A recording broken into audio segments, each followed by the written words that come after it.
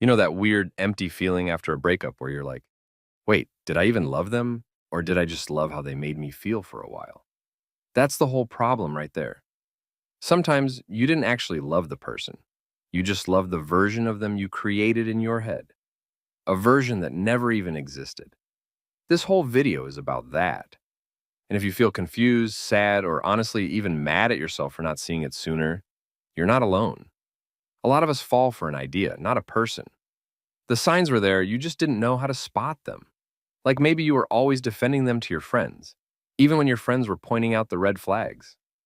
Or you kept making excuses like, they're just going through a lot, or they're not usually like this.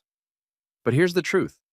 When you really love someone for who they are, you don't have to keep explaining away their behavior. What we're going to do is walk through the real reasons why you didn't love them. You loved the fantasy, the dream, the version of them that played the perfect role in your mind, but never showed up that way in real life. The first few signs might sting, but they're going to help you understand what actually happened in that relationship, and more importantly, help you not do it again. Because once you can tell the difference between love and illusion, you start loving yourself better too. Let's break it down. And if one of these signs hits too hard, it probably means you're healing. That's a good thing. You know, when you fall for someone fast and suddenly it feels like a movie? Like you're writing future plans in your head, even though you barely know what their favorite color is? Yeah, that's not love. That's projection. You were in love with the potential. They hadn't shown you they could be a good partner, but you already imagined how good they could be. You weren't in love with the actual version of them, who may have been inconsistent, cold, or selfish. You were in love with the potential version that only existed in your imagination. You gave them credit for things they never did, and then waited, and waited, and waited for that version to finally show up. But the truth is, you don't get to date potential. You date who they are right now. And if right now they're disrespectful, flaky, or distant, that's who you're actually with. You can't love someone into being better. That's not your job. That's not love. That's fantasy. The only thing that fixes that? Seeing them clearly and walking away when they don't show up. You fell in love with how they made you feel, not who they were. Maybe it was how they complimented you when you felt ugly, or how they gave you attention when you were lonely. And it felt so good that you confused that feeling with love. But loving how someone makes you feel is not the same as loving who they are. Because when the compliments stop or the attention fades, what's left? Did you still feel connected to who they were at their core? Or were you just chasing that high, that moment, that version of yourself that only existed when they decided to show up? Real love sees beyond moments. Real love isn't conditional on how good someone makes you feel for 20 minutes. It's about the connection that exists when nothing exciting is happening. And if that connection was never there, then neither was the love. You know those times when someone shows you who they are and you ignore it? Like they say something kind of mean or they ghost you for a day, but you brush it off like it's no big deal? That's the trap right there. You ignored the real version they kept showing you. They didn't hide who they were. They showed it to you, the mood swings, the lies, the half effort. But instead of accepting it, you told yourself a different story. They're just stressed. They're not usually like this, but they were. That was them.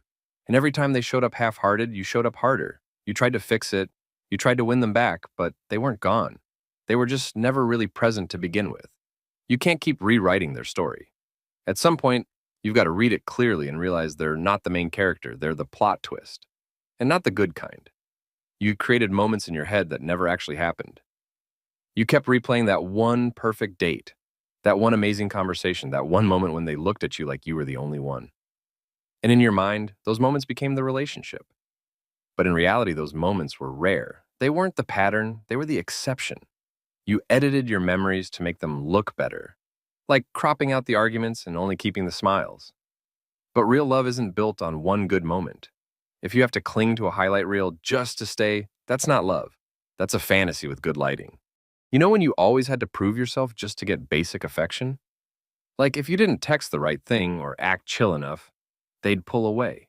That's not love. That's emotional gambling. You chased validation instead of receiving love. You were stuck in a cycle of, maybe today they'll care. And when they did reply or call her, say something sweet, you felt a rush, like a reward. But real love doesn't make you feel like you're trying to win a prize. You shouldn't have to audition for someone's attention. You shouldn't feel like you're walking on eggshells, hoping today they'll finally give you what you've been giving them all along. If someone only loves you when you act a certain way, it's not love, it's performance. And eventually, you start losing who you are just to keep the version of them you think you need. You become addicted to the potential again. But deep down, you know love shouldn't feel like survival mode. You confused attention with effort. They liked your posts. They replied to your stories. Maybe they even said, "I miss you" once or twice. And in your head, that felt like effort. But here's the thing. Effort is not a late-night text. It's not breadcrumb replies or random compliments after days of silence. Real effort looks like consistency, like showing up, like making you feel safe, not uncertain. Attention is loud but empty. Effort is quieter but real. If they were giving you the bare minimum and you were calling it love, it's not your fault, but it is your job now to recognize the difference. Because the moment you stop accepting crumbs is the moment you start attracting people who bring full meals. Don't mistake a few fire emojis for actual care. You know when you break up and you're more hurt by the dream ending than the actual relationship ending? Like you're grieving what could have been more than what really was? That's how you know. You were mourning the idea, not the person. The version of them that lived in your mind was beautiful. They were soft, kind, loyal, deep. But the version of them in real life? Cold, unavailable, confusing. Still, when it ended, you cried like you lost a soulmate.